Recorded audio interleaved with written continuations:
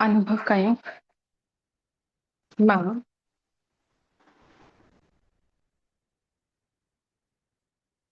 चैतन्य शक्ति आत्मा आहियां। ॾिसूं पंहिंजे पाण खे। मां आत्मा भ्रुकुटी सिंहासन में विराजमान चमकां थी पई सितारे वांगुरु सूक्ष्म, जंहिंखे हिन अखियुनि सां ॾिसी न सघंदा आहियूं, केवल महसूस करे सघूं था।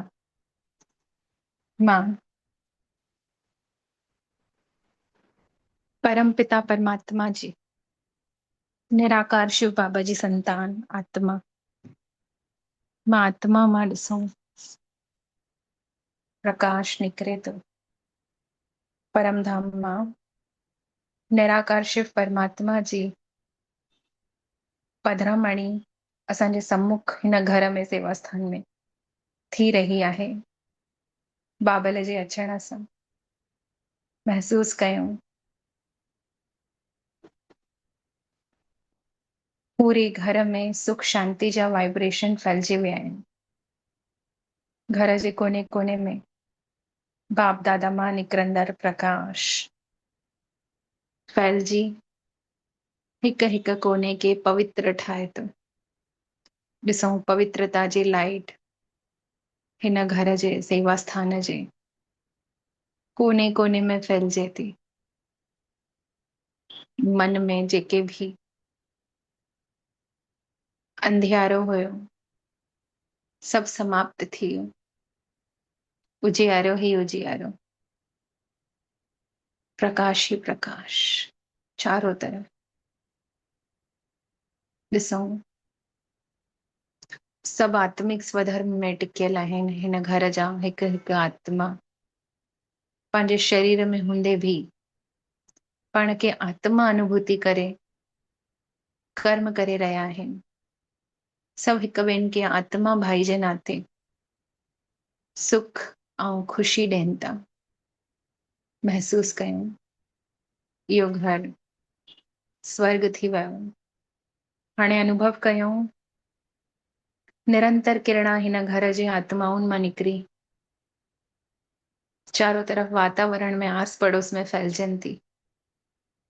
मिठड़े बाबल जी ऐं असां आत्माउनि जी किरणा पूरे मोहल्ले में गली में विश्व में फैलजंदी थी वञे ऐं जाते जाते परमात्मा जी किरणा फैलजनि थी। हुते हर कोई पंहिंजे आत्मिक स्वरूप में टिकी हर घर ॾिसूं स्वर्ग थी वियो आहे।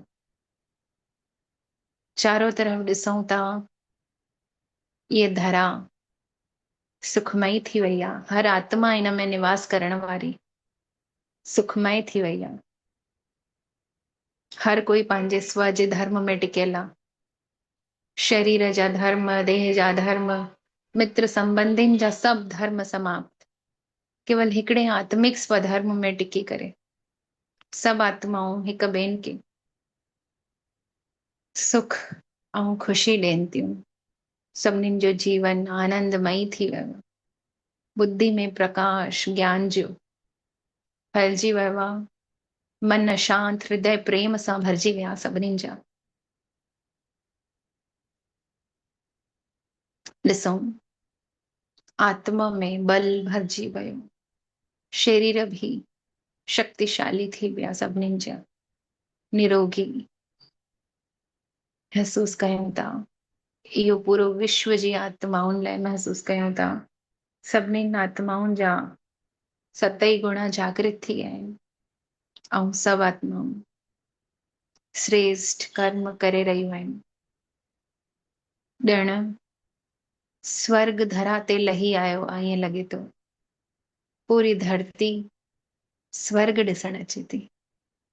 इहो ई त असुल में स्वर्ग हूंदो, जाते सभु हिक ॿिए खे ख़ुशी ॾींदा, आत्मिक स्वधर्म में टिकियल हूंदा ऐं प्रकृति भी सतो प्रधान हूंदी, सहयोगी हूंदी। जीव जंतु जानवर पेड़ पौधा भी सुखदाई हूंदा। इहो ई असुल स्वर्ग आहे। महसूस कयूं इन स्वर्ग जी हेड़ी नई दुनिया स्थापना करण जे लाइ परमात्मा पिता ने जेको दृश्य स्वर्ग जो मांखे ॾेखारियईं, इहो महसूस कयूं। इन जी स्थापना हेतु परमात्मा पिता असांखे रोज़ रोज़ ज्ञान ॿुधाए पहले पाण में असांखे परिवर्तन करण लाइ सेखारीनि था। त स्वपरिवर्तन सां विश्व परिवर्तन थींदो ऐं हिन धरा ते स्वर्ग अची वेंदो। त उन जे लाइ परमात्मा पिता रोज रोज परम धाम मां स्पेशली मां आत्मा लाइ महावाक्य उच्चारण लाइ अचनि था।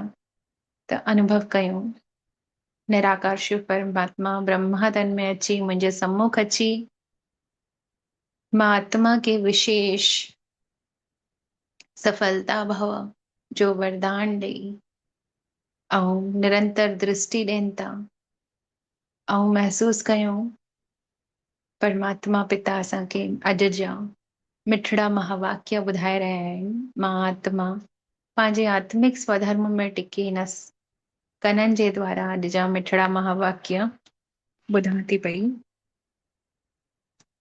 अॼु जी तारीख़ आहे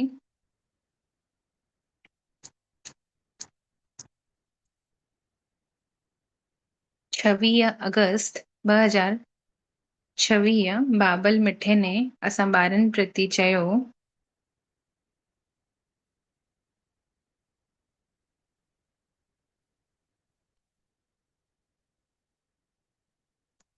मिठड़ा ॿार तव्हां गारंटी कयो था कि असां पंहिंजे ई योग बल सां हिन भारत खे स्वर्ग ठाहींदासीं।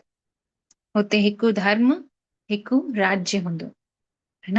त दुनिया वारा गारंटी कंदा आहिनि लेकिन असां कहिड़ी गारंटी कयूं था, है न। कोई हिकु साल जी दुकानदार कोई बि सामान वठी ईंदा आहियूं दुकाननि मां त कोई हिकु साल जी कोई 2 साल जी कोई वारंटी एक्सटेंशन जो एक्स्ट्रा अमाउंट वठींदो आहे। हिते त बाबा असांखे चवनि था तव्हां सभिनीनि खे गारंटी कयो था, है न, कि असां ही योग बल सां हिन भारत खे स्वर्ग ठाहे रहंदासीं।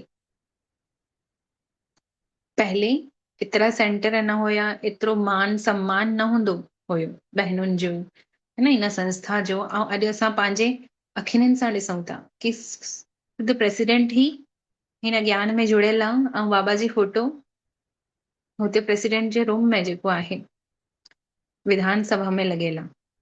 त बाबा चए थो तव्हां गारंटी सां चई सघो था सभिनीनि खे कि असां पंहिंजे योग बल सां न हिन भारत खे स्वर्ग ठाहींदासीं। छोकी असां जॾहिं शुभ भावना रखींदा आहियूं न त साम्हूं वारा ऑटोमेटिक मटिजंदा वेंदा। प्रश्न आहे माया जे कहिड़े विघ्ननि सां सेफ रहण वारा ॾाढी सुठी कमाल करे सघंदा आहिनि। माया जे कहिड़े विघ्ननि खां सेफ रहण वारा सुठी कमाल करे सघंदा आहिनि। माया जो सभिनीनि खां वॾो विघन आहे देह अभिमान में अची करे हिक ॿिनि जे नाम रूप में फासण। देह अभिमान ईंदो आहे त सभिनि खां पहिरियां छा थींदो आहे, हिक ॿिनि जे नाले ऐं रूप में फासी वेंदा आहियूं। देह ॾिसंदा आहियूं त फलाणो केॾो सुठो आहे, ज्ञान में बि अगरि कोई सुठो हले थो, सुठी धारणाऊं कई अथई, उन लाइ बि चऊं था अगरि कि फलाणो ॾाढो सुठो आहे त इहो बि सूक्ष्म रूप सां देह अभिमान आहे, है न। बाक़ी देह अभिमान त सभिनीनि खे हिन धरती में आहे ई। कोई के पंहिंजे पोस्ट जो आहे, कोई के पंहिंजे पैसे जो देह अभिमान आहे, त कोई के छा जो कोई के छा जो, न। लेकिन कुदरत जो नियम आहे जेको अॼु असांजो आहे उहो सुभाणे ॿिए कंहिंजो हूंदो, है न। पीउ जी प्रॉपर्टी पुट खे, वरी उन पुट जी प्रॉपर्टी उनजे पुट खे, त ईअं ट्रांसफर थींदी रहंदी आहे, है न। कोई बि स्थाई परमानेंट कंहिंजो बि कुझु बि कान्हे हिन धरती में, है न। भले मां कयूं था, मुंहिंजो कयूं था, लेकिन बाबा चवनि था त जेको सभिनीनि खां वॾो विघन माया जो कहिड़ो आहे, देह अभिमान जो। देह अभिमान अचे थो त हिक ॿिनि जे नाले ऐं रूप में फासी था पयूं। त ॿारनि खे हिन विघ्ननि खां सेफ रहणो आहे, माया जे धोखे खां बचंदे रहणो आहे न। ऐं जेको हिन देह अभिमान रूपी विघन खे पार कंदो, उन खां बची वेंदो, सेफ रहिजी वेंदो उन खां, न उहो कमाल करे ॾेखारींदो हिन यज्ञ में। उनजी ॿुद्धि में सर्विस जा नया नया ख़्यालात हलंदा रहंदा। सर्विस में उन्नति तॾहिं थींदी जॾहिं देही अभिमानी ठहंदव। बाबा चवनि था सर्विस में उन्नति तॾहिं थींदी जॾहिं देह अभिमान मां निकिरी दैही अभिमानी ठहंदव। पाण खे जॾहिं आत्मा सम्झंदासीं न तॾहिं सर्विस में बि उन्नति थींदी। ऐं अगरि ईअं ई हाणे केवल सर्विस सर्विस सर्विस कयूं था, भले यज्ञ जी सर्विस छो न कयूं, है न, लेकिन कई बार ईअं थींदो आहे कि यज्ञ जी सर्विस कंदे कंदे ऑटोमेटिक ज्ञान यादि अची वेंदो आहे ऐं ॿुधी सां योग लॻी वेंदो आहे बाबा सां। इन करे बि चवंदा आहिनि कि सेवा कयो त योग लॻंदो, ऐं ईअं बि चवंदा आहिनि कि योग कंदव त सेवा मिलंदव। त ॿई हिक ॿियनि जा पूरक आहिनि ॿई ॻाल्हियूं। त बाबा बि चवनि था सर्विस में बि उन्नति तव्हांजी तॾहिं थींदी जॾहिं तव्हां पाण खे आत्मा सम्झंदव। ओम शांति। बाबा आयो आहे रूहानी ॿारनि खे श्रीमत ॾियण। हिते त ॿार ॼाणनि था कि थोरे समय जे अंदरि ड्रामा प्लान अनुसार पूरो कार्य थियणो आहे। असां रावणपुरी खां विष्णुपुरी ठाहियूं था, है न। इहो कार्य थियणो आहे माना इन पुरानी दुनिया खे मटे नई दुनिया ठाहिणी आहे। त बाबा चवनि था ॿार ॼाणनि था कि थोरो समय जे अंदरि ड्रामा प्लान अनुसार पूरो कार्य थियणो आहे। असां रावणपुरी खे विष्णुपुरी ठाहियूं था। हाणे बाबा बि गुप्त रीति सां पढ़ाए थो, है न। बाबा जेकी पढ़ाई पढ़ाए थो असां गुप्त पढ़ूं था न, कंहिंखे त पतो ई कान्हे इहे सेंटर वञी कंदा छा आहिनि, है न। सेंटर्स त ॾाढा आहिनि, नंढे नंढे गांव में बि वॾे गांवनि में बि सेंटर्स आहिनि। ॿार बि बाबा जा ॾाढा आहिनि। हाणे त ॾींहों ॾियारी वधारो थींदो थो वञे ॿारनि जो बाबा जे, है न। सेंटर्स जो बि वधारो थो थिए। लिटरेचर में बि लिखी सघंदा आहियो कि असां हिन भारत भूमि खे स्वर्ग ठाहिण आया आहियूं, है न। स्वर्ग ठाहे करे ई छॾंदासीं। तव्हांखे इहो भारत भूमि ॾाढी प्यारी अथव, छो कि तव्हां ॼाणो था कि हिन भारत में ई स्वर्ग हुयो। उनखे 5000 साल थिया आहिनि। भारत ॾाढो शानदार हुयो जॾहिं स्वर्ग हुयो त हीरे जवाहरातनि जा महल हुया, सभु सुखी हुया, प्रकृति बि सतो प्रधान हुई। त बाबा चवनि था बरोबर 5000 साल पहले भारत शानदार हुयो। तव्हां ब्रह्मा मुख वंशावली ॿारनि खे इहे ई नॉलेज अथव। हिन भारत जी श्रीमत ते स्वर्ग ठाहिणो पयव। सभिनीनि खे रास्तो ॿुधाइणो अथव ऐं कोई खिटखिट आदि जी ॻाल्हि ई कान्हे। आपस में वेही करे राय करणी खपे कि हिन चित्रनि जे द्वारा अहिड़ो कहिड़ो एडवर्टाइज कयूं जो अख़बार में बि इहे चित्र पइजी वञनि। बाबा जे जेके यज्ञ में जेके कोर्स जा 7 डेज़ जा चित्र आहिनि, बाबा चवनि था सोचो कुझु न कुझु युक्ति कढो कि इन चित्रनि खे न्यूज़पेपर में ॾियूं या इन्हनि जो एडवर्टाइज़मेंट किन प्रकार सां कयूं कि अख़बार में इहे चित्र पइजी वञनि। आपस में हिक ॿिनि खे सेमिनार करणो खपे। जीअं गवर्नमेंट जा माण्हू पाण में मिलंदा आहिनि, राय रखंदा आहिनि, सेमिनार कंदा आहिनि कि भारत खे असां कीअं सुधारूं, हितां जी अर्थशास्त्र जेकी व्यवस्था आहे उनखे कीअं सुधारूं, है न। ट्रैवलिंग जी व्यवस्था कीअं सुधारूं। त हिते त अनेक मतभेद थी विया, है न। उन्हनि खे त पाण में मिली करे ठीकु करणो ई आहे। ऐं भारत में सुख शांति कीअं स्थापन थिए थी, इहो तव्हां रूहानी पांडव गवर्नमेंट ई ॼाणो था। ऐं इहा आहे वॾी ईश्वरीय गवर्नमेंट। पतित पावन बाबा ही पतित ॿारनि खे पावन ठाहे करे पावन दुनिया जो मालिक ठाहे थो। हाणे पतित केरु हुयो? ब्रह्मा बाबा। उनमें बाबा ने प्रवेश कई त पतित पावन बाबा नालो पइजी वियुसि, है न। पतित पावन बाप। त उहो जॾहिं अचे थो तॾहिं त असां पतित आत्माउनि खे पवित्र ठाहे थो, पावन ठाहे थो ऐं पावन दुनिया जो मालिक ठाहे थो। इहो राज़ तव्हां ॿार ई ॼाणो था। मुख्य आहे ही भारत जो आदि सनातन देवी देवता धर्म। इहो आहे रुद्र ज्ञान यज्ञ। रुद्र चयो ई वेंदो आहे शिव बाबा खे। हाणे तव्हांखे बाबा ने अची करे जगायो अथई, तव्हां फरी ॿियनि खे वञी जगायो। ड्रामा प्लान अनुसार तव्हां जाॻींदे था रहो। हाणे त जंहिंने जहिड़ो जहिड़ो पुरुषार्थ कयो अथऊं ओतिरो ई कल्प पहले बि कयो हुयो। हाणे जेतिरो पुरुषार्थ करे थो त उहो ज़रूर कल्प पहले बि कयो हूंदो। तव्हांजी अथव रूहानी युद्ध। कॾहिं बि माया जो जोर थी सघंदो आहे ऐं कॾहिं ईश्वर जो। कॾहिं माया हावी थी वेंदी आहे त कॾहिं ईश्वर जो जोर प्रभावशाली थी वेंदो आहे। कॾहिं कॾहिं त सर्विस सुठी तेज़ी सां हलंदी आहे ऐं कॾहिं कॾहिं त ॿारनि में माया जो विघन पइजी वेंदो आहे। पोइ सर्विस ई न थींदी आहे, माया हिकदमि ॿारनि खे बेहोश थी करे रखे। लड़ाई जो मैदान त साम्हूं बीठल अथव न, माया राम जी संतान खे बेहोश करे वरितई। लव कुश जी कहानी बि आहे न, राम जा ॿ वार ॾेखारिया विया आहिनि, लव ऐं कुश। हिते त बाबा खे ढेर ॿार आहिनि। हाणे ॾेखारियईं न उहो हुनमें कीअं युद्ध कंदा आहिनि लव कुश। राम खे बि पतो न हूंदो आहे कि इहे मुंहिंजा ॿार आहिनि, त उन खां युद्ध कंदा आहिनि, त उहे लव कुश बेहोश थी वेंदा आहिनि।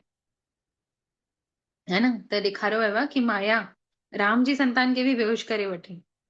त वास्तव में उहो लव कुश जी कहानी कंहिंजी आहे? असांजी आहे। न हिते त बाबनि जा त ढेर ॿार आहिनि, केवल ॿ ॿार कान आहियूं असां जेका बेहोश थी वियासीं माया जे चंबे में अची। त बाबा चवनि था हिन समय त सभु मनुष्य कुंभकर्ण जी निंड में सुम्हिया पिया आहिनि। इहो इहो नथा ॼाणनि कि परम पिता परमात्मा हिन धरा ते अची चुको आहे ऐं ॿारनि खे वरसा ॾे थो पियो। भारत में ही बाबा जो अचण थिए थो, इहा ॻाल्हि बिल्कुलु विसरी विया आहिनि। भारतवासी ही स्वर्ग जा मालिक हुया, हिन में कोई शक कान्हे। परम पिता परमात्मा जो जनम ही हिते थींदो आहे, तॾहिं त शिव जयंती भारत में मल्हाईंदा आहिनि। त ज़रूर हुन खां वञी ज़रूर उन्हनि हिते अची कुझु कयो हूंदई, तॾहिं त एतिरो हुनखे मञनि था, कंहिंखे? शिव खे। है न, त कल्प पहले हुन अची असांखे पावन ठातई, दुखनि खां छॾाई, सुखी ठातई, तॾहिं त हुनखे पुकारोसीं द्वापर खां। त पोइ हाणे उहो आयो आहे, है न, आयो आहे तॾहिं खां शिव जयंती बि मल्हायूं था, परंतु पतो ई कान्हे कंहिंखे कि छाजे खां मल्हायूं था। त ज़रूर हुनने अची करे कुझु कयो हूंदो न। बुद्धि चए बि थी कि ज़रूर बाबा ने अची स्वर्ग जी स्थापना कई हूंदी। प्रेरणा सां कोई थोरी ई स्थापना कंदो। हिते त तव्हां ॿारनि खे राजयोग सेखारियो वियो आहे, याद जी यात्रा सिखाई वई आहे। प्रेरणा में कोई आवाज न हूंदी आहे। सम्झो था कि शंकर प्रेरणा सां विनाश कई, परंतु हिन में प्रेरणा जी त ॻाल्हि ई कान्हे। तव्हां सम्झी सघो था कि ड्रामा में उन्हनि जो ई पाठ आहे, मुसल ठाहिण। मुसल ठाहिण, है न, मुसलमान बॉम्ब सादी ठाहिण। ड्रामा में उन्हनि जो बि इहो पार्ट आहे, नूंढियल आहे। उन्हनि खे कल्प पहले अनुसार जीअं बम्स ठाता हुयूं, मुसल ठाता हुयूं, त उहे वरी ठाहींदा। त बाबा चवनि था उहे विनाश अर्थ निमित्त ठहिया आहिनि ऐं तव्हां स्थापना अर्थ। प्रेरणा शास्त्रनि जो कोई अक्षर कान्हे, इन में प्रेरणा जी त ॻाल्हि ई कान्हे। ड्रामा अनुसार विनाश त थियणो आहे। गायन बि आहे न, महाभारत लड़ाई इहो मुसल आदि कम में आया। जॾहिं महाभारत जी लड़ाई हली त मुसल आदि सभु कम में आया, माना बॉम्ब्स आदि सभु विनाश जे निमित्त ठहिया। त बाबा चए थो उहो फिर सां हाणे रिपीट थींदो। तव्हां गारंटी कयो था कि असां योग बल सां स्वर्ग जी स्थापना करे रहिया आहियूं। हुते त हिकु ई धर्म हूंदो, ॿियो कोई धर्म न, काथों ईंदा न हूंदा, ज़रूर विनाश थी वेंदा। है न, अनेक धर्म जो विनाश ऐं हिकु धर्म जी स्थापना, माना ईअं न कि जेके धर्म स्थापक अची धर्म स्थापना कयूं उनजो विनाश न। बाबा चवंदा आहिनि अनेक धर्म माना देह जा धर्मनि जो विनाश करण बाबा आयो आहे ऐं आत्मिक स्वधर्म में असांखे टिकाइण आयो। आत्मा जे नाते सभु आत्मा भाई भाई आहियूं। हिन धर्म जी आत्मिक स्वधर्म जी स्थापना थिए थी ऐं ॿिया धर्म माना पत्नी धर्म, पुत्र धर्म, पिता धर्म, है न, पुत्री धर्म, त इहे सभु जेके देह जा धर्म आहिनि उन्हनि जो विनाश करण बाबा आयो आहे। हिकु ई आत्मा जो ज्ञान ॾेई करे सभिनीनि खे आत्मा रूप में ॾेखारे, आत्मा भाई ॾेखारे, हिकु ई आत्मा जो नई दुनिया जो धर्म स्थापना करे थो। त तव्हां गारंटी करे चई सघो था कि असां योग बल सां स्वर्ग जी स्थापना करे रहिया आहियूं। पोइ हुते हिकु ई धर्म हूंदो, ॿिया सभु धर्म काॾे वेंदा? ज़रूर विनाश थी वेंदा। इहो सम्झण जी ॻाल्हि। गायन बि आहे न, ब्रह्मा द्वारा स्थापना, विष्णु द्वारा पालना त ठीकु आहे न, लेकिन शंकर खे त शिव खां गॾु मिलाए रखियो अथऊं, है न। लेकिन इहो त रॉन्ग आहे। शिव ऐं शंकर त हिकु ई कान्हनि, कि अलॻि अलॻि आहिनि। शिव शंकर खे चई करे ॿिन्हिनि खे गॾे रखियो अथऊं, छोकी शंकर त हुन शिव जो पुट आहे, है न, ऐं पीउ पुट जो नालो त गॾु खणबो आहे न। त गॾु खणंदे खणंदे हिकु ई सम्झी वेठूं। शंकर जो त कोई कमु आहे ई कोन। शिव जो ई मिसाल ॾियणु खपे कि शिव अची करे विनाश करे थो अनेक धर्म जी ऐं हिकु धर्म जी स्थापना करे थो। त ॾाढो कमु करणो पवंदो, सभिनीनि खे पावनि ठाहिणो पवंदो नई दुनिया जी स्थापना लाइ, है न। ईअं न की पाण ठही अस्त बस थी वियो, न। योग बल सां हाणे ॿियनि खे बि ठाहिणो आहे। त बाबा चवनि था मां हिन ब्रह्मा जे तन में प्रवेश करे हिन साकार द्वारा स्थापना जो कार्य कराए रहियो आहियां। शंकर के जो त कोई पार्ट आहे ई कोन, शिव जी पूजा थींदी आहे, शिव आहे ई कल्याणकारी, झोली भरण वारो। शिव परमात्मा हिन मां चईंदा बि आहिनि न, इहो ब्रह्मा बि प्रजापिता बीठो, प्रजा पिता ब्रह्मा चयो वियो न, ब्रह्मा सो विष्णु, विष्णु सो ब्रह्मा। इहे त ॾाढी गुहियूं ॻाल्हियूं आहिनि, गुह्य ॻाल्हियूं आहिनि, है न, गुप्त। त हिते सिर्फ़ु तव्हां ॿार ई ॼाणे सघो था, सेंसिबल ॿार जी ही बुद्धि में इहो ज्ञान झटि सम्झ में ईंदो। मनुष्य खे कुझु बि सम्झ आहे ई कोन, है न। जॾहिं बाबा नयो नयो मिलियो न त ईअं लॻंदो हुयो सभिनीनि खे वञी ॿुधायो, दीदी सबको बताए हो, बाबा मिला, बाबा धरती पे आया है, कितना प्यार लुटा रहा है, मुरली सुना रहा है ना। अभी इतने वर्ष भी हो गए बाबा को आके, बस इतने वर्ष बचे, तो ज्ञान बुद्धि में फिर बैठ जाएगा सबके। लेकिन दीदी जन चवण लगा कि किसी को विश्वास ही नहीं होता है, तो बुद्धि जो तालो बि खुलणु ॾाढो ज़रूरी आहे। त उहो बाबा ने असांजो खोलियईं, पंहिंजो ठातईं, असांखे केॾी वॾी असांजी भाग्य आहे। त बाबा चवनि था अगरि चओ बि था कि कलयुग जे अंत में 40,000 साल अञा पिया आहिनि, त हाणे अञा केतिरो पतित ठाहींदव? एतिरो पतित त ठही चुका आहियो, 40,000 अञा साल जीअंदव, वरी जनम वठंदव, त पोइ केतिरा पतित ठहींदव, केतिरा दुख सहन करणो पवंदव अञा ज्यादा। कलयुग में त सुख हूंदो न, कुझु न ॼाणण जे कारण वीचारा घोर अंधियारे में पिया आहिनि कि असांखे त दुखनि खां एडजस्ट करणो ई आहे। बाबा चवनि था तव्हां ॿारनि खे आपस में मिली करे राय करणी खपेव, राय करणी खपेव कि कीअं सर्विस खे वधायूं। बाबा प्लान त ॿुधाईंदे रहंदा आहिनि, पोइ वरी ॿारनि खे आपस में मिलणो खपे, चित्रनि में बि सुठी रीति सां सम्झाइणो आहे। इहो बि ड्रामा अनुसार चित्र ठाहींदे थो रहे। ॿार ॼाणनि था कि जेके जेके समय पास थींदो वेंदो, जेको जेको समय पास थींदो वेंदो, हू ड्रामा अनुसार सभु रिपीट थींदो वेंदो। ॿारनि जी अवस्था त कॾहिं मथे हेठि हूंदी आहे, त कॾहिं हेठि हूंदी आहे, त इहो त हलंदो रहंदो आहे न। बाबा बि साक्षी थी करे ॾिसे थो, कॾहिं कॾहिं ॿारनि जे मथां ग्रहचारी थी वेही रहे, त उन्हनि खे मिटाइण जे लाइ प्रयत्न करणु खपे न।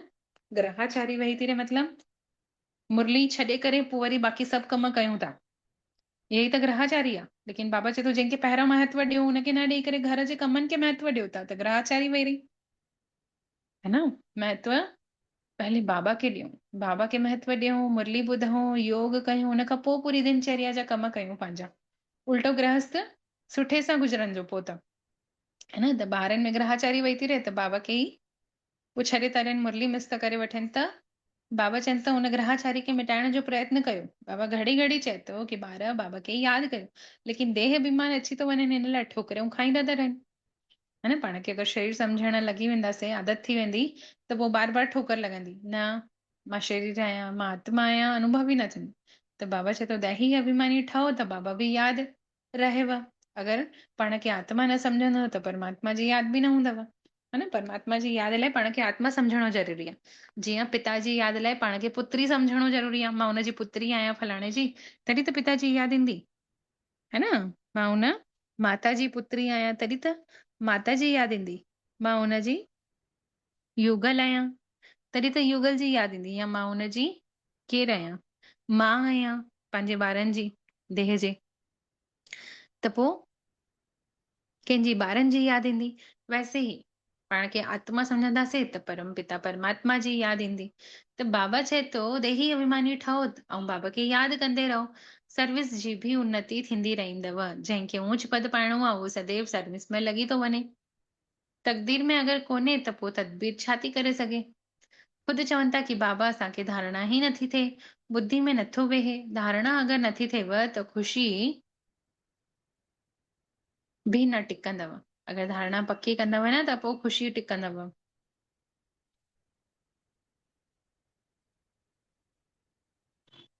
त बाबा चवनि था जंहिंखे धारणा थिए थी त ख़ुशी बि थी रहे, सम्झनि था कि शिव बाबा आयल आहे। बाबा चवनि था ॿार तव्हां सुठी रीति सम्झी करे पोइ वरी ॿियनि खे सम्झायो। कोई त सर्विस में बि लॻी थो वञे, पुरुषार्थ कंदे थो रहे। तव्हां ॿार ॼाणो था कि जेके जेके सेकेंड ईअं बीतंदा था वञनि उहो ड्रामा में न हूंदा, पोइ वरी अहिड़ो सभु रिपीट थियणो ई आहे न। जीअं कल्प पहले असां ईअं मुरली पढ़ी हुईसीं, ऐं ॿुधूं पिया त वैसे वरी वापसि रिपीट थिए थो पियो इहो सीन बि।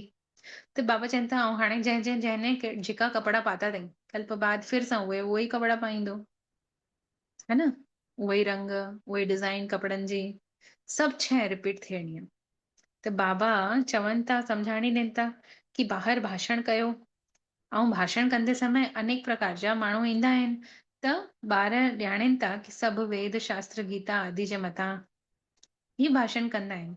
उन्हनि खे त इहो पतो ई कोन्हे कि हिते ईश्वरीय कार्य पाण हले रहियो आहे।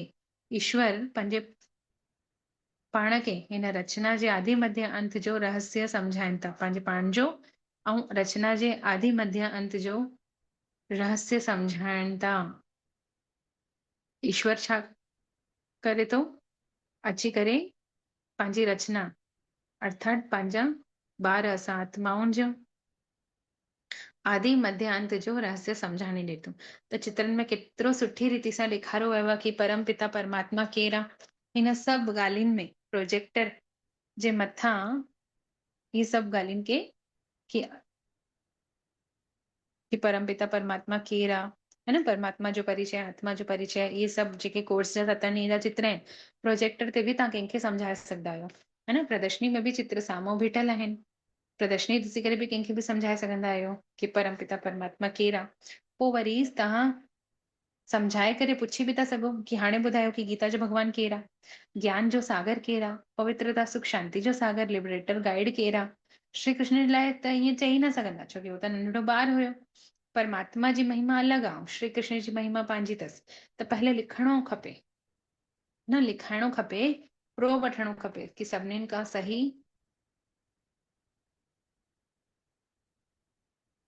वठी वठूं, सही माना साइन बि कराए वठूं, जंहिंखे विश्वास थी वञे कि गीता जो भॻवानु कृष्ण कान्हे, शिव आहे, त हुननि खां साइन बि वठणी पएव त, है न? ताकी ॿिए कंहिंखे ॾेखारे सघूं कि फलाणे ने हिते अची करे सम्झई ऐं हुनखे यकीन थी वियुसि कि गीता जो भॻवानु शिव आहे, कृष्ण कोन्हे। त बाबा चवनि था इहो प्रूफ वठणो खपे, साइन वठी करे लिखाइण रखणो खपे, ताकी ॿिए खे ॾेखारण में बि कमु ईंदो। पोइ हुन ॿिए खे लॻंदो कि हा, कि ज़रूर हिते हिनखे कुझु त मिलेसि थो पियो, तॾहिं त इहो वञे थो। तॾहिं बाबा चवंदा आहिनि कि कोई वॾी हस्ती खे बि ज्ञान में वठी अचो त हुनजे पिछाड़ी अञा ज्यादा फॉलोवर्स हिन जा ईंदा, त सभिनीनि जो बाबा चवंदा साइन बि वठी वठो। हाल में पोइ चिड़िया विढ़नि पयूं, जॾहिं इहा साकार मुरली हले पई, ओॾी महिल ब्रह्मा बाबा हलाइनि पिया, शिव बाबा ब्रह्मा जे मुख मां हलाइनि पिया, त ओॾी महिल उन हिस्ट्री हॉल में चिड़ियाऊं 2 विढ़नि पयूं।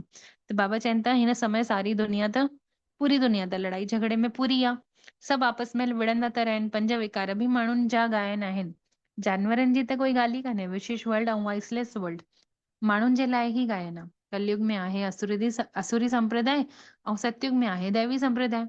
माण्हू एतिरा तमो प्रधान बुद्धि आहिनि जो बिल्कुल बि नथा सम्झनि कि असां असुरी संप्रदाय आहियूं।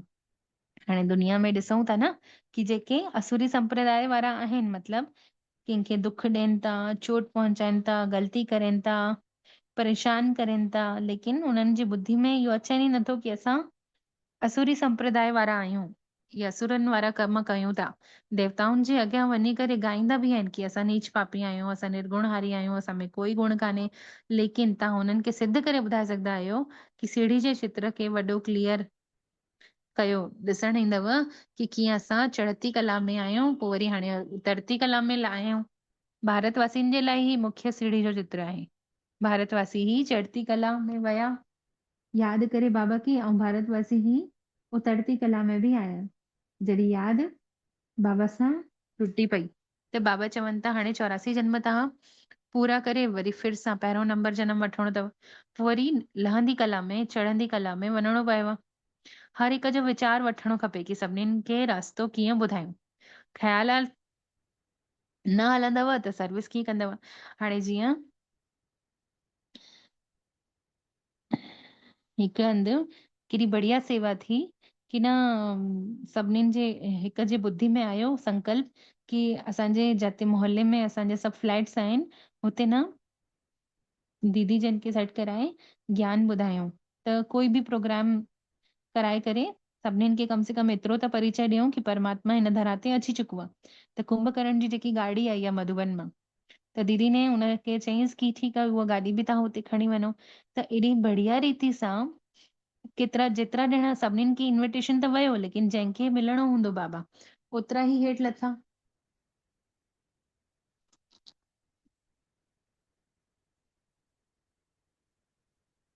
त बाबा पोइ वरी जंहिंखे मिलणो हूंदो उन ओतिरा ई हेठि लथा। उन मां बि जंहिंजी बुद्धि खे टच कयो करणो हूंदसि हुनजी बुद्धि में टच थी वियो कि परमात्मा धरती ते अची चुको आहे, मैसेज त मिली वियो। पोइ हाणे अचण न अचण उन्हनि जो कमु। उनखे ई ॾिसी करे पोइ वरी हिकु माता ने अञा पंहिंजे सोसाइटी में इहे रखियईं प्रोग्राम। त केतिरी सुठी सेवा थी।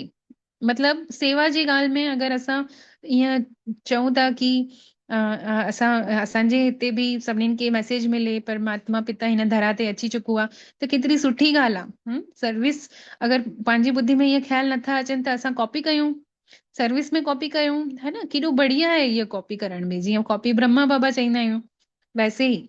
त बाबा चवनि था कि हर हिक जो वीचार हलणो खपे कि सभिनीनि खे रास्तो कीअं ॿुधायूं। अहिड़ो कहिड़ो समय मिले असांखे, कहिड़ो प्रोग्राम थियण वारो आहे, त उन प्रोग्राम जे ज़रिए कीअं ॿुधायूं। हाणे सावन जो जेको प्रोग्राम थींदो आहे, त सावन संगम युग जो प्रतीक आहे। उनमें उनमें छाजे करे हुनखे मनाईंदा आहिनि, छोकी शिव परमात्मा जॾहिं धरती ते अचे थो त सुखनि में ई सुखनि में सभु आहिनि, कंहिंखे कोई दुख तकलीफ़ ई कान्हे।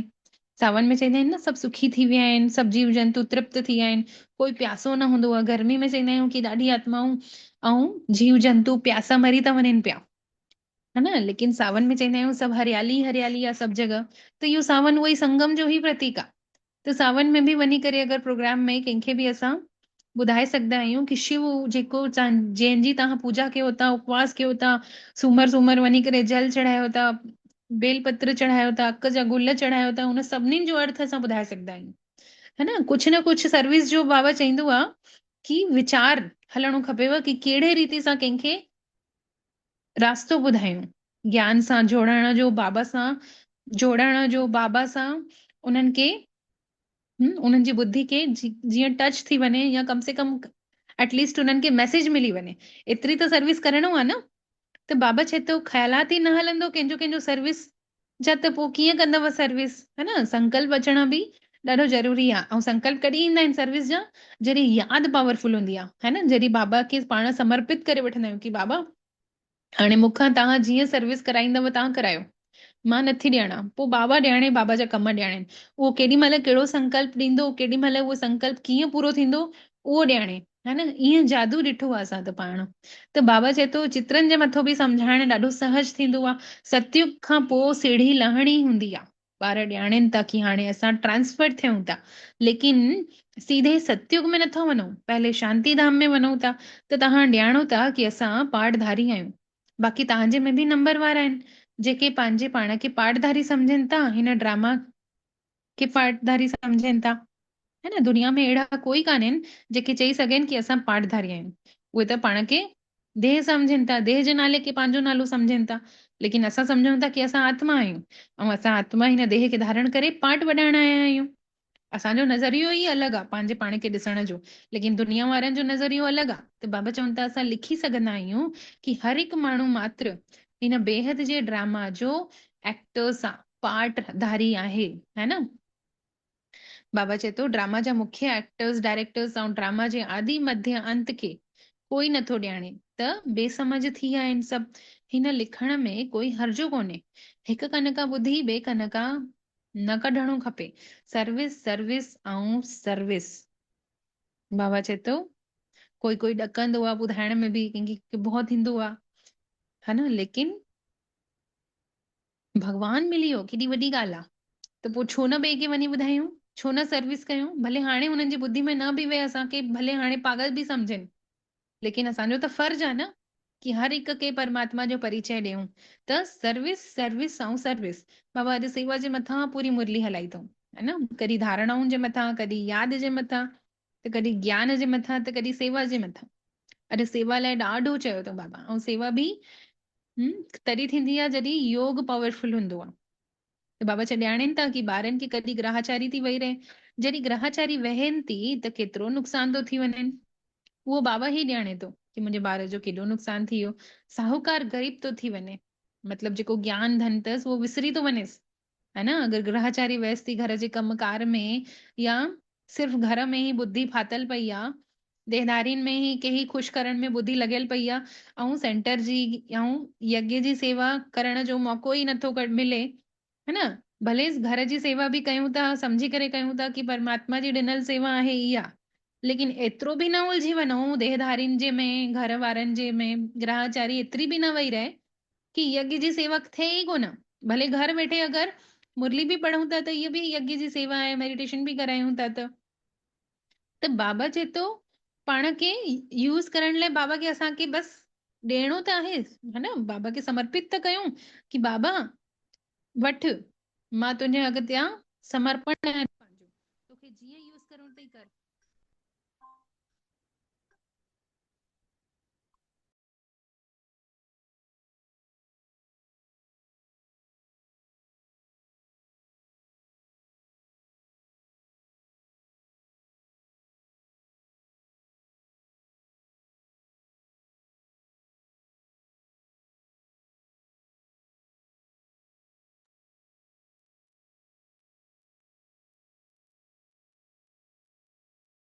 त बाबल मिठो चए थो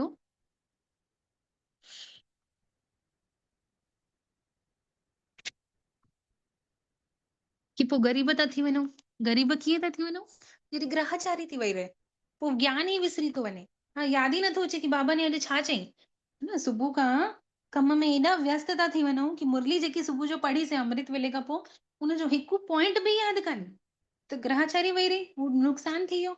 धन जो नुक़सान माना ज्ञान धन जो नुक़सान, है न। अगरि बाबा जा ठहिया आहियूं त असांजो अगरि कोई धन आहे त ज्ञान धन, ऐं अगरि उहो विसरी थी वञे, मुरली जी हिकु पॉइंट बि यादि नथी रहे, माना ज्ञान धन जो नुक़सान थी वियो। त साहूकार ग़रीब थी विया, मतिलबु पहले साहूकार हुयासीं, मुरली जो हिकु पॉइंट बि यादि हुयो त, ऐं हाणे ग़रीब थी वियासीं अगरि हिकु पॉइंट बि यादि कान्हे त कारण हूंदो ई कोन्हे कुझु। बाबा चवनि था कारण त हूंदो आहे न, सॉरी, कारण त हूंदो आहे न, बाबा चवनि था।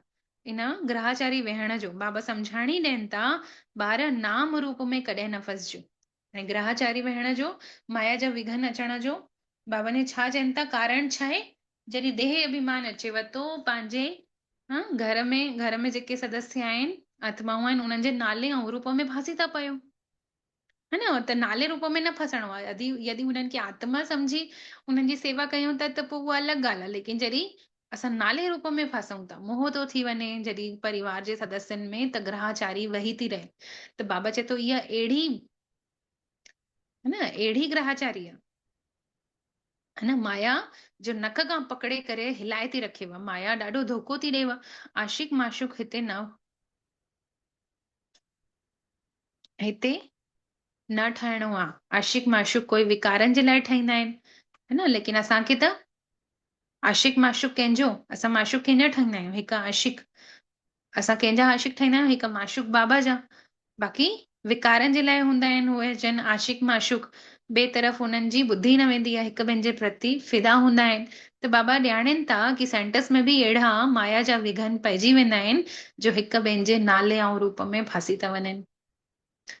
त बाबा चवनि था माया अहिड़ी प्रबल आहे जो माता पिता जे नाले ऐं रूप में, कन्या कन्या जे नाम रूप में फासी थी पए। मां कन्या आहियां, कुमारी आहियां, पवित्र आहियां, त उनजो बि घमंड थो अची वञे अगरि, त उहो बि नाम रूप में फासण थियो। वास्तव में त असां आत्माऊं आहियूं न। जेकी कन्या हूंदी आहे न, कॾहिं कॾहिं अदर कुमारी खे अपवित्र दृष्टि सां ॾिसदी आहे कि मां त पवित्रता में आहियां, लेकिन बाबा छा थो चए, उहो बि हिकु प्रकार जो देह अभिमान आहे, उहा बि अपवित्रता आहे। कन्या पंहिंजे नाल रूप में न फासे कि मां कन्या आहियां, पवित्र आहियां। त बाबा चए थो माता वरी पंहिंजे माता जे नाम रूप में फसी थी वञे कि मां माता आहियां, हिन देहधारियुनि जी माता आहियां, हाँ, इन पोटे पोटरियुनि जी ॾाॾी आहियां, त माता बि फासे थी पई। पोइ वरी छा थो थियुसि, पोइ वरी किरा झुकाव थो थी वञे, माया जो प्रभाव गहरो थो थी वञे, है न। माया पकड़े थी वठे नक खां हिकदमि हेठि थी किराए रखे। पुरुषार्थ कंदे हुए बि माया हिकदमि पकड़े थी वठे। हिन लाइ बाबा सावधानी ॾियनि था कि ॿार माया खे फसाइण जी, माया तव्हांखे फसाइण जी ॾाढी कोशिश कंदव। न हिकु तोतो हूंदो हुयो न, उनखे सेखारींदो हुयसि हुनजो मालिक कि शिकारी आएगा, जाल डालेगा, दाना डालेगा, लेकिन फंसना नहीं है। तो वो तो रटींदो हुयो, शिकारी आएगा, जाल डालेगा, दाना डालेगा, लेकिन फंसना नहीं है। ईअं रटींदो हुयो। पर हिकिड़े ॾींहुं सही में जॾहिं शिकारी अचेसि थो न, जाल विछाए थो, दानो विझेसि थो, त उहो दानो वञी करे खाए थो, लेकिन रटींदो रहे थो गॾो गॾु। परंतु हुनखे धारणा न कई न हुन ॻाल्हि खे, वञी करे दानो चुगण लॻो त फासी वियो जाल में। त हुनखे पोइ वरी चईंदो अथसि हुनजो मालिक कि मां त तोखे सम्झाणी ॾिनी, लेकिन तूने त केवल रटण मात्र ते ई हुनखे सीमित रखे, यादि करे करे बसि रखे, परंतु उहो पंहिंजे प्रैक्टिकल में अप्लाई ई न करे। जॾहिं तो शिकारी आयो, जाल विछाई, दानो ॾिनई, त तूं दानो खणण भॼी वएं ऐं फासी वएं। त असां बि ईअं ई, असां सभई माया ईअं थी करे, अचे थी, जाल विछाए थी, ऐं असां फासी था पयूं। लेकिन बाबा चए थो तव्हांखे फसणो कान्हे, रटूं था था, न फासींदासीं न फासींदासीं, लेकिन तॾहिं बि फासी था पऊं। त बाबा चए थो देह अभिमान में न अचणो खपे, पाण खे आत्मा सम्झी बाबा खे यादि करणो आहे, माया जे धोखे सां बचंदे रहणो आहे। तव्हां ॿारनि खे बाबा गुलगुल फूल ठाहिण आयो आहे, त तव्हां कहिड़ी बि ॻाल्हि में तव्हांखे संशय न अचणो खपे। कोई हूंदो आहे कि अरे बाबा त ईअं चयो अथई, त अलॻि अलॻि मीनिंग कढींदा आहियूं। बाबा त चयो अथई कि भले सेंटर न बि अची सघो था, त न अचो, घर में वेही करे कयो। अरे जंहिंखे कोई बंधन कान्हे, कोई मोहवश अगरि वेही करे घर में पंहिंजो टाइम ख़राब करे थो, त उहा त ग़लति ॻाल्हि थी वई न। लेकिन जंहिंखे रस्ता खुला आहिनि, ऐं घर में जेतिरो असां ॾेई सघूं था पंहिंजो समय ॾियूं था, हुनजे बाद पंहिंजे लाइ, बाबा जे लाइ अधु घंटो नथा कढी सघूं। त बाबा ज़रूरी कान्हे कि सुबुह जो ई कढूं, मंझंदि, शाम, राति ताईं, पूरो ॾींहुं पियो आहे छो न। त 24 घंटनि में 8 घंटा त केवल राति जा बसि न वञी सघंदा आहियूं। हुनजे अलावा त जहिड़े टाइम वञूं, दीदी जन चवंदा आहिनि तव्हां अचो, कोई मनाही कान्हे। मंझंदि जे समय भी हो जन आराम कंदियूं आहिनि, त अगर चई रखंदासीं दीदी हम आके योग करके जाएंगे, तो कोई मनाही नहीं है, आ जाना, दोपहर में आओ, है न। कई बार त बंधन हूंदा आहिनि न जहिड़ी माताउनि खे, ख़ासि मंझंदि जो वञी करे वेही करे योग करे ईंदियूं आहिनि, पंहिंजे सुम्हण जो टाइम कटे करे। त अगरि असां ईअं कयूं, त छो न असां यज्ञ में बि सहयोग ॾेई था सघूं। त बाबा चए थो मां आयो आहियां तव्हांखे गुल गुल गुल फूल ठाहिण। त कहिड़ी बि ॻाल्हि में संशय न अचणो खपे। अगरि दिलि में संशय अचे थो, सर्विस सुठे रीति सां नथा कयो, त गुटको खाईंदे रहंदव। हिमत रखणी खपे न सर्विस करण जी बि। टाइम ॾाढो थोरो आहे। हा, अगरि असां न सेंटर में वञूं था, त इहा बि सर्विस आहे। यादि में बि हुजूं था न, त इहा बि सर्विस आहे, चाहे घर में चाहे सेंटर में, है न। त बाबा चए थो बाबा जी मुरली ॿुधींदव त उत्साह में अची वेंदव। ओम प्रकाश जेको आत्म प्रकाश जेको ॿार आहे, ठीक रीति सां चित्र तरफ़ अटेंशन ॾियराईंदो आहे।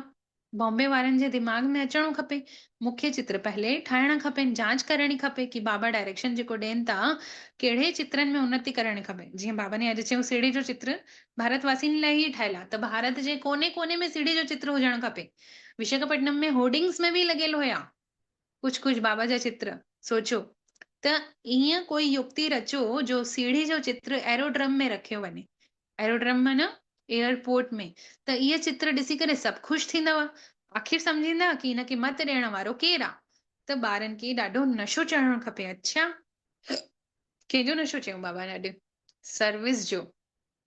अच्छा, हाणे बाबा जो यादि प्यार स्वीकार कंदासीं।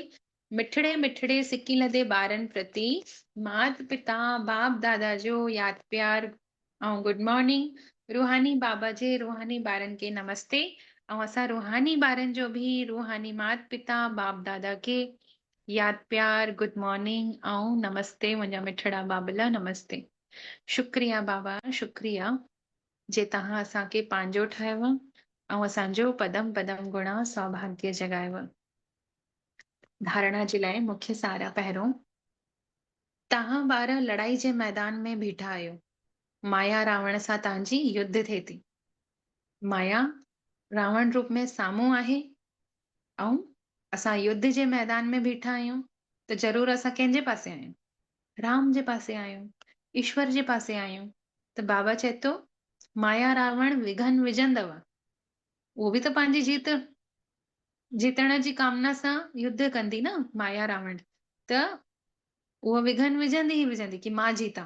लेकिन ॿारनि खे ॾाढो सावधान रहणो खपे माया रावण जे अॻियां, है न। ईअं न की माया रावण अची जाल बिछाए ऐं असां फासी वञूं। ॿियो आहे हर हिक खे पंहिंजी उन्नति जे लाइ वीचार करणो आहे की मां योग जो कहिड़ो टाइम कढां पंहिंजे लाइ, मां योग खे केतिरो वधायां, कहिड़े समय लाइ वधायां त मुंहिंजो उन्नति थींदी आत्मा जी, त मूंखे सर्विस बि मिलंदी। त बाबा चवनि था पंहिंजी उन्नति जो वीचार करणो खपे की मूंखे कहिड़ो आहे न नियम अपनाइणो आहे, धारणा दृढ़ दृढ़ता सां उहा धारणा मूर्त ठाहिणो आहे। कहिड़ी धारणा पक्की करणी आहे, है न। दृढ़ प्रतिज्ञा करणी आहे की हीअ धारणा टुटे ई न, त पोइ मां आत्मा जी उन्नति थींदी। सभिनीनि खे पंहिंजी कमी कमज़ोरी पतो आहे की असां कहिड़े फील्ड में कमज़ोर आहियूं, त उन ई फील्ड में असांखे वर्क करणो आहे, तॾहिं असांजी आत्मा जी उन्नति थींदी। त बाबा चए थो हर हिकु पंहिंजी उन्नति जे लाइ वीचार कयो, चेक कयो की काथे कमी आहे कमज़ोरी आहे, त उहो ख़तमु कयूं, त मां आत्मा जी उन्नति थी वेंदी, है न। हर कंहिंखे पतो आहे की बसि ये मुंहिंजे में न बसि इहा कमी आहे, अगरि इहा कमी ख़तमु थी वञे न पोइ त मां त ज्ञान में योग में सेवा में एकदम अॻिते थी वञा, है न। त उहा कमी पंहिंजी कढी करे अॼु बाबा खे चवणो आहे की बाबा असांजे अंदरि इहा कमी आहे, है न, उहो चेक करणी आहे ऐं उन्नति जे लाइ मां हिनखे छा कयां, इन कमी खे छा कयां ऐं कहिड़ी धारणा खे अपनायां त मुंहिंजी उन्नति थिए आत्मा जी। ऐं बाबा चवनि था चित्रनि जे मथां कीअं सम्झाइणो आहे, सर्विस खे कीअं अॻिते वधाइणो आहे, चित्रनि में छा मिक्स कयूं जो माण्हू सहज सम्झी वञनि, है न। चित्रनि में अहिड़ो छा मिक्स कयूं जो माण्हू सहज सम्झी वञनि। माउंट आबू मां न हाणे हिकिड़ो अञा हिकु चित्रनि जो कोर्स वारो नयो बुक आयो आहे हिंदी में, एॾो बढ़िया, मतिलबु उन में चित्र सहित कहानियुनि सहित ॾाढो मस्तु। त उहो किताब एॾो विशेष आहे त कंहिं न कंहिं आत्मा ने जंहिं इहे ठातो हुनई किताब चित्र ठाता हुनई त ज़रूर उन में कुझु एड ऑन कयो अथई, तॾहिं त झटि हाणे इलाही ॼणा निकिरनि था कोर्स मां, उन किताब जे मां कोई कोर्स कराए थो त। हाणे वरदान अनुभव कंदासीं। निराकार शिव परमात्मा असांजे सम्मुख अची रहिया आहिनि, बाप दादा सम्मुख दृष्टि ॾियनि था, ऐं मां बि आत्मा पंहिंजे आत्मिक स्वधर्म में टिकियल आहियां ऐं महसूस कयां थी निरंतर किरणा बाप दादा मां निकिरी मां आत्मा में पवंदियूं थी वञनि। बाबा मूंखे दृष्टि सां निरंतर शक्तियूं ट्रांसफर करनि था। बाबा जो वरदानी हथ मुंहिंजे मस्तक ते आहे ऐं बाबा पर्सनली मूंखे वरदान ॾियनि था, देह अभिमान जे त्याग द्वारा श्रेष्ठ भाग्य ठाहिण वारा सर्व सिद्धि स्वरूप भव। सिद्धि स्वरूप शब्द ॿुधी करे केॾी ख़ुशी थींदी आहे न। हम्म सिद्धि स्वरूप असां कान हुयासीं तॾहिं त हिक जे अॻितां ॿिए जे अॻितां वञी करे हथ फैलाईंदा हुयासीं, पुछाणा कराईंदा हुयासीं की असां छा कयूं त असांजा इहे कर्म कटिजी वञनि, असां अहिड़ो छा कयूं जो असांजी हीअ प्रॉब्लम ख़तम थी वञे। त उहे छा ॿुधाईंदा हुया, पीपल जे वण में पाणी विझ। अरे पीपल जे वण में पाणी विझंदासीं त क्रोध ख़तम थी वेंदो, घर में शांती अची वेंदी। या पंज फल वञी करे पाणी में विझो दरिया में, हफ़्ते में हिकु ॾींहुं ईअं कयो, हिकु महीने ताईं कयो, त दरिया में वञी करे फल फिटी कंदासीं त पोइ असांजी मनोकामना पूरी थी वेंदी। त सोचण वारी ॻाल्हि आहे न, उहो हिकु पॉज़िटिव थॉट हूंदो आहे जो असां पंहिंजे माइंड खे ॾींदा आहियूं। अगरि हुननि जी मनोकामना पूरी थी बि वेंदी आहे न त उन्ही करे पूरी थींदी अथनि। ईअं न की फल पाणी में फिटी कयूं त मनोकामना पूरी थी वई, इन जे लाइ पूरी थींदी आहे छोकी उहे पॉज़िटिविटी ॾींदा आहिनि पंहिंजे पाण खे, है न। बाबा बि चईंदो आहे कि जैसा सोचोगे वैसा बन जाओगे। त पॉज़िटिविटी जी कमी हूंदी आहे न, नेगेटिविटी ज्यादा थी वेंदी आहे, त पोइ उहा मनोकामना पूर्ण न थींदी आहे। ऐं अगरि असां पॉज़िटिव सोचो कि हा मां फ़रिश्तो ठहींदमि ई ठहींदमि, मां सेवाधारी ठही रहंदमि, यज्ञ जो कुझु बि थी वञे मां सर्विस कंदमि ई कंदमि, त पोइ उहा मनोकामना पूर्ण थियणी ई आहे छोकी असां पॉज़िटिविटी धारण कई अथसीं, है न। त सिद्धि स्वरूप केरु? पहले त महात्मा संत ज्ञानी महाज्ञानी जेके अठ अठ नव नव घंटा मौन व्रत रखींदा हुया ऐं 40 ॾींहं 50 ॾींहं बिल्कुलु हिकु कमरे में पाण खे बंदि करे सिद्धि प्राप्त कंदा हुया। ऐं बाक़ी त बाबा चवनि था उहो सिद्धि स्वरूप तव्हां ठाहींदव त केतिरो सवलो तरीक़ो बाबा ने असांखे पाण खे सिद्धि स्वरूप ठाहिण जो ॿुधाए रखियईं। कहिड़ो ॿुधाई बाबा ने सवलो तरीक़ो? देह अभिमान खे त्याग करे पंहिंजो श्रेष्ठ भाग्य ठाहिण वारा सर्व सिद्धि स्वरूप भव। सिर्फ़ पंहिंजो सिद्धि स्वरूप न, सर्व सिद्धि स्वरूप भव। कंहिंजे सां? कहिड़े धारणा सां? देह अभिमान जे त्याग सां। देह अभिमान जो त्याग करण सां अर्थात तंहिंजे करे असां ॾिठोसीं न कई जेके सिद्धि स्वरूप आत्माऊं हुया, मतलब संत महात्मा हुया, हाँ उहे कुछ समय लाइ त सिद्धि स्वरूप हुया, सिद्धि पंहिंजी ॾेखारऊं, विशेष उन्हनि ने कुछ न कुछ अहिड़ो प्राप्ति कई हूंदऊं ईश्वर खे यादि करे जो सिद्धि स्वरूप ठही विया, है न। ॾाढी धारणाऊं कई हूंदऊं, कुछ न कुछ मौन में रही करे, उपवास करे, व्रत करे, पाण खे बंदि करे हिकु कोठरी में त्याग तपस्या सां हलिया हूंदा, तॾहिं त उन्हनि खे सिद्धि स्वरूप जो वरदान मिलुनि उहे ठही विया, है न, ठही बि विया। लेकिन उहो हिकु लिमिट ताईं, केसि ताईं? जॾहिं देह अभिमान न हुयनि, जॾहिं मान शान उन्हनि जो वधी वियो, पंहिंजे पाण खे पोइ मां करण लॻा कि मां सिद्धि स्वरूप थी वियो आहियां, मां ईअं करे सघंदो आहियां, मां उअं करे सघंदो आहियां, त पोइ किरावो बि, है न, उन्हनि जो झुकाव बि एतिरी ई जल्दी सां थींदो आहे। भले हुननि जा फॉलोवर्स 1000 हूंदा, लेकिन हुन जा विरोधी बि झटि खड़ा थी वेंदा, भी झटि अची बीह रहंदा साम्हूं कि हा इहो फलाणो कुछ कुछ अंदर में ई ग़लति कम बि करे थो पियो, त उनजो पोइ वरी उहो कुछ न कुछ देह अभिमान में अची ग़लती करे वठंदो, पोइ वरी हाणे ॾिठोसीं असां कि केतिरा संत महात्मा जंहिंजो एतिरो नालो हुयो जेल हली विया, छाजे का? देह अभिमान जो त्याग करणु अर्थात दैही अभिमानी ठाहिण सां बाबा जे सर्व संबंध सां सर्व शक्तियुनि जो अनुभव थींदो आहे। इहो अनुभव ई संगम जो सर्वश्रेष्ठ भाग्य आहे कि विधाता द्वारा मिलियल विधि खे अपनाए करे असां वृद्धि खे प्राप्त कयूं था ऐं सर्व सिद्धियुनि खे बि प्राप्त कयूं था। देहधारी जे संबंध व स्नेह में त पंहिंजो ताज तख़्त ऐं पंहिंजो असली स्वरूप छॾे, बाबा चवनि था देहधारी जे संबंध ऐं स्नेह में त पंहिंजो ताज तख़्त ऐं पंहिंजो असली स्वरूप सभु छॾे ॾिनोसीं, त बाबा जे स्नेह में देह अभिमान जो त्याग नथा करे सघूं, है न। कोई अगरि कन्या शादी करे पंहिंजे ससुर घर ईंदी आहे त छा कंदी आहे? पंहिंजे रिश्तेदारनि खां, है न, सभिनीनि खां संबंध उहो करे करे उहो घर बार पुरानो छॾे करे नए घर में अची पंहिंजो सभु पद पोज़ीशन चेंज कंदी आहे, है न, सभु पंहिंजो पूरो नालो तक के चेंज करे वठंदा आहिनि उनजो, त उन सभु पंहिंजो त्याग करे अची करे हिते नए सिरे सां पंहिंजो जीवन चालू कंदी आहे। त बाबा चवनि था उहो त देह धारियुनि जे लाइ कयोसीं, है न, देह अभिमान जे लाइ त्याग कयोसीं, लेकिन हिते त दैही अभिमानी थी करे देह अभिमान जो त्याग करे परमात्मा जे अॻियां पाण खे समर्पित कयूं त हिन हिकु त्याग सां सर्व भाग्य प्राप्त थी वेंदो। स्लोगन आहे, क्रोध मुक्त ठहिणो आहे त स्वार्थ जे बजाय निस्वार्थ ठहो, इच्छाउनि जे सूक्ष्म रूप खे बि परिवर्तन करे वठो।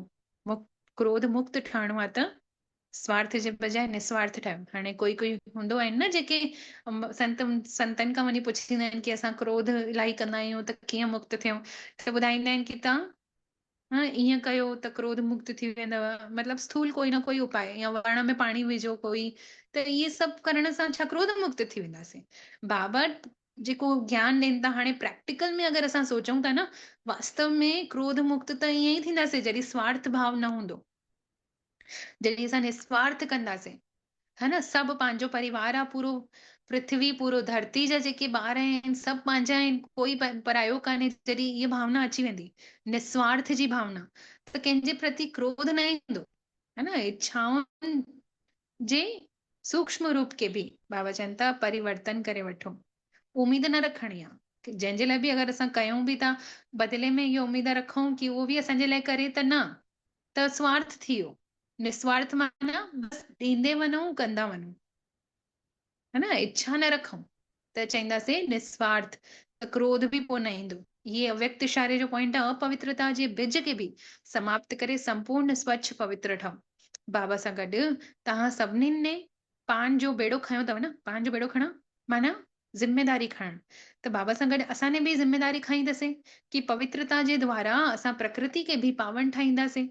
त हिन संकल्प खे पूरो करण जे लाइ बाप दादा चाहिनि था कि विश्व जो हर हिकु ॿार पहले लगाव मुक्त ठहे, है न? पूरे बाबा जीअं पवित्र ठाहे थो पूरी दुनिया खे, वैसे ई असां ने बि ज़िम्मेदारी खईंदसीं कि बाबा असां बि पंहिंजे पाण सां गॾु गॾु प्रकृति खे बि पावन ठाहींदासीं। त बाबा चए थो हिन संकल्प खे पूरो करणु चाहियो था त पोइ छा करिणो आहे? हर बाप दादा जे ॿार खे पहले पंहिंजे पाण खे लगाव मुक्त करिणो आहे। उहो लगाव चाहे साधननि सां हुजे, चाहे व्यक्ति सां छो न हुजे, है न? साधननि खे बि यूज़ कंदे रहो, चीज आहे यूज़ करण जी त कयो, लेकिन लगाव अलॻि शइ आहे। लगाव न थी वञे उन साधन सां। त बाप दादा हर ॿार खे पहले लगाव मुक्त ठाहिणु चाहिनि था। अच्छा, ओम शांति। माताउनि जो घर सां ज्यादा लगाव हूंदो आहे, साफ़ सफ़ाई सां या घर जे कमनि सां। त बाबा न विशेष उन्हनि जे लाइ बि चईंदा आहिनि कि लगाव मुक्त ठहो। अच्छा, ओम शांति। 5 मिंट बाबा खे यादि करे था वठूं। महसूस कयूं मां चैतन्य शक्ति आत्मा आहियां। ॾिसूं पंहिंजे पाण खे, जेके रगियूं जुड़ियल हुयूं देहधारियुनि सां, महसूस कयूं मां आहियां त निराकार। इन साकार देह जे द्वारा ॾिसां थी देह मां सूक्ष्म अदृश्य डोर घर जे कमनि सां जुड़ियल आहे। मुंहिंजी हिकु डोर घर जे भाती देहधारी जेके संबंधी आहिनि, चाहे उहे ॿार आहिनि या युगल आहे या माता पिता आहिनि या कोई बि रिश्तेदार आहिनि, उन्हनि सां जुड़ियल आहे। साधननि सां, व्यक्तियुनि सां, वैभवनि सां, वस्तु सां ॾिसूं अनेक प्रकार जी सूक्ष्म डोर मुंहिंजे शरीर मां उन्हनि ताईं जुड़ियल आहे। हाणे अनुभव कयूं मां चाहियां त अति हीअ डोर टुटी पए, मां आत्मा लगाव मुक्त थी वञा। अनुभव कयूं मुंहिंजे 2 फीट मथे निराकार शिव परमात्मा परम धाम मां अची चुका आहिनि। उन दिव्य निराकार स्वरूप खे ॾिसूं पंहिंजे मस्तक जे मथां निरंतर किरणा वरसाईंदो थो रहे। मां आत्मा में मुंहिंजे हिन पूरे देह में ॾिसूं निरंतर किरणा परमात्मा पिता मां निकिरी फैलजंदी थी वञनि, जीअं किरणनि जी वर्षा थी रही आहे।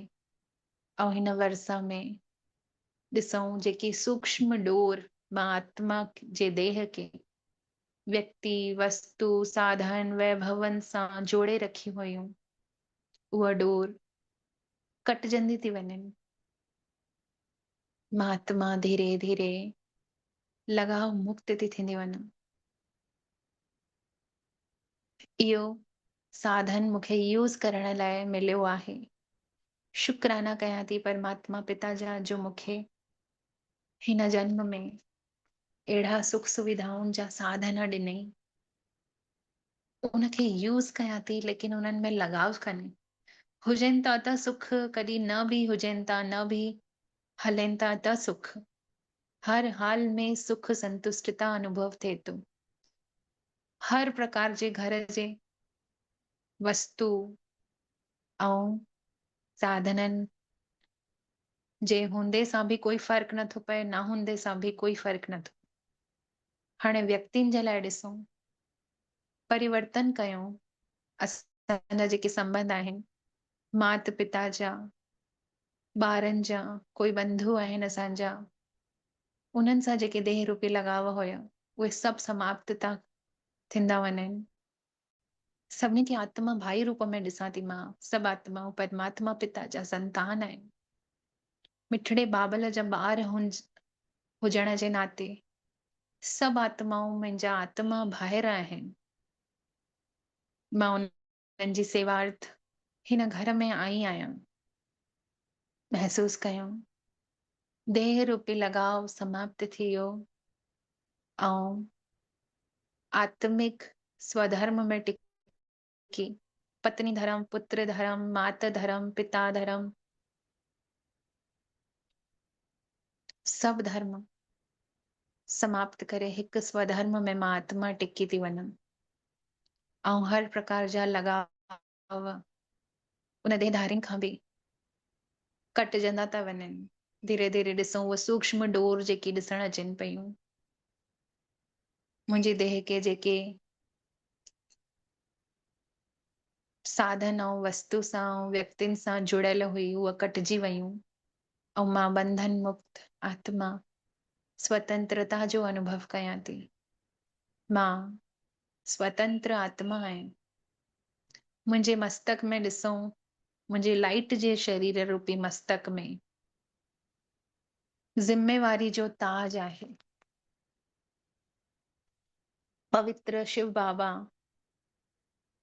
पतित पावन दुनिया जी स्थापना, पवित्रता जी स्थापना जीअं कराइण जे निमित्त आहिनि। मां आत्मा बि पंहिंजे घर गृहस्थ में रहंदे हुए ग्रहचारी खां मुक्त माया जे जाल में न फंसी करे बंधन मुक्त मां आत्मा उन ज़िम्मेवारी जो ताज मूंखे पातल आहे जो मां भी निमित्त आहियां हिन यज्ञ जे पवित्रता जी स्थापना करण जे। हर घर पवित्र किरणनि सां भरिजी वञे इहा ई शुभ भावना रखां थी। मां आत्मा महसूस कयूं देह अभिमान रूपी सभु माया जा जेके विघन आहिनि नाले ऐं रूप जा सभु समाप्त थी विया। केवल सभु आत्माऊं ॾिसण अचनि थियूं ऐं महसूस कयूं हाणे सेकेंड में हिन देह खे छॾे मां लगाव मुक्त बंधन मुक्त थी पंहिंजे घर मिठड़े बाबल वटि पहुची वियमि परम धाम। ॾिसूं पंहिंजे पाण खे उन सुनहरी ॻाढ़े प्रकाश जी दुनिया में केतिरी सुख शांती ऐं सुकून जी अनुभूति थिए थी। मुंहिंजो इहो असुल घर आहे। बाबा मां सिकां पई हिते अचण जे लाइ। महसूस कयूं हिते पहुचंदे मात्र सां ई गहरी शांती ऐं तृप्ति जी अनुभूति थिए थी। अहिड़ी तृप्ति अहिड़ी संतुष्टि अची वई आहे जो बस ईअं लॻे थो कुछ भी न खपे। हर इच्छा पूर्ण थी वई। हिते पहुची मिठड़े बाबल वटि सम्मुख हुन जी निरंतर किरणा महसूस कयां थी। मां आत्मा में निराकार स्वरूप में निरंतर पइजंदी थी वञनि ऐं मां आत्मा प्रकाशमयी थी वई आहियां। उन शिव परमात्मा जे प्रकाश में उन जे गहराई में उन जे प्रेम में बुॾी वई आहियां। ऐं इहो बुॾण केतिरो सुखदाई आहे। दुनिया वारा स्थूल नशे में बुॾी मरनि था ऐं मांखे त बाबा ने ईश्वरीय पंहिंजे ज्ञान जे प्रेम जे नशे में ईअं बोड़े रखियो अथई जो कोई भी कंहिंजी भी गिला शिकवा प्रभावित नथी करे। हिकदमि जीअं पंहिंजे प्रेम में ईअं मगन करे रखियो अथई कि कंहिंजी भी सोच मुंहिंजे लाइ कुछ भी हले थी त मूंखे असर ई नथो थिए। मां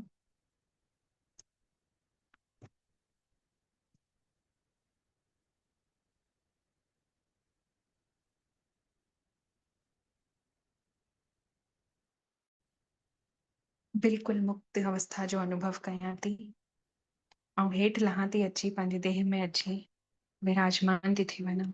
ओम शांति।